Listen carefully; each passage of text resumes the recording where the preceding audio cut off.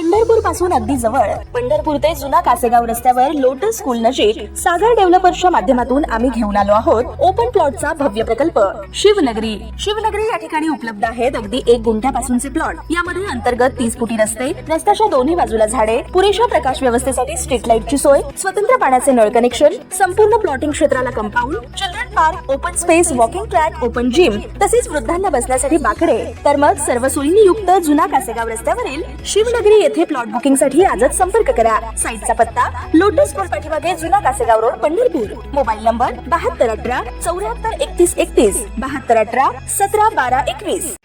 ताज्या घडामोडी पाहण्यासाठी आमच्या YouTube चॅनलवरील PVR म्हणजेच पंढरी वार्ता या न्यूजला सबस्क्राइब करा आणि शेजारील बेल आयकॉनवर क्लिक करा.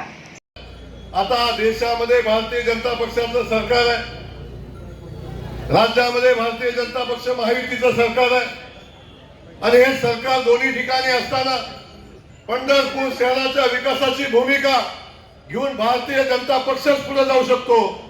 मला उद्या सांगा, काही घडलं, समोरचा उमेदवार एखादं काम या पंढरपूर शहराच्या विकासाचं मागायचं म्हटलं तर जाणार कुणाकडं, मागणार कुणाला, काम आणणार कुणाकडून? नुकत्याच झालेल्या नगरपंचायत नगर परिषदांच्या निवडणूक निकालामध्ये सोलापूर जिल्ह्यानं लोकसभा विधानसभा निवडणुकीनंतर पुन्हा एकदा भाजपला नाकारलेलं स्पष्टपणे दिसत असून पालकमंत्री जयकुमार गोरे यांच्यावरील नाराजीचा सूर भाजपच्या पराभवात स्पष्टपणे दिसत आहे. नगर परिषद नगरपंचायतचा निकाल जाहीर झाला. यामध्ये सोलापूर जिल्ह्यातील जवळपास 12 नगर परिषदांच्या निवडणुका झाल्या होत्या. यामध्ये भाजपला केवळ 4च नगर परिषदा आपल्याकडे ठेवता आल्या. पंढरपूर सारखी नामवंत नगर परिषद भाजपला गमवावी लागली. स्थानिक विकास आघाडी, तीर्थक्षेत्र विकास आघाडी यांनी बाजी मारलेली दिसत आहे. त्याचबरोबर शिवसेना शिंदे गट 3 ठिकाणी विजयी झालेले आहेत. तर अकलूज आपल्या ताब्यात ठेवण्यात मोहिते पाटलांना यश मिळालं. येथे दहशतीचा मुद्दा राम सातपुते आणि पालकमंत्री जयकुमार गोरे यांनी लावून धरला होता. त्याला जनतेनं त्यांचा पराभव करून उत्तर दिलेलं दिसतं.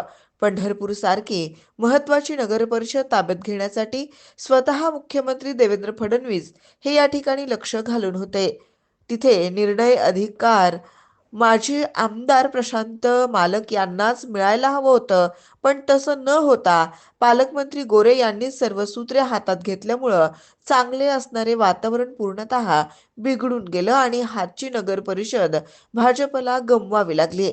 सांगोलामध्ये देखील महायुतीतील घटक असणाऱ्या शहाजीबापू पाटलांना एकाकी पाडण्याचा प्रयोग पालकमंत्र्यांनी केला. त्यामुळे जनता जनार्दनानं पालकमंत्र्याला पराभव करून त्यांची जागा दाखवून दिली.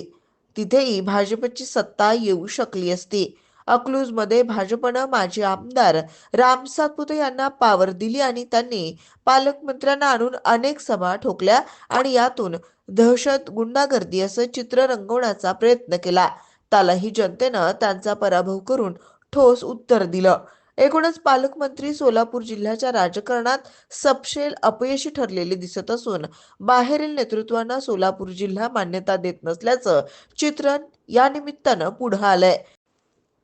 सोलापूर जिल्ह्याच्या राजकारणात पालकमंत्र्यांनी स्थानिक नेत्यांना बाजूला सारत सुरू केलेली निर्णय प्रक्रिया आणि माळशिरस तालुक्याच्या राजकारणात सातपुतेंची वाढलेली एकाधिकारशाही लोकांना आवडलेली दिसत नाही.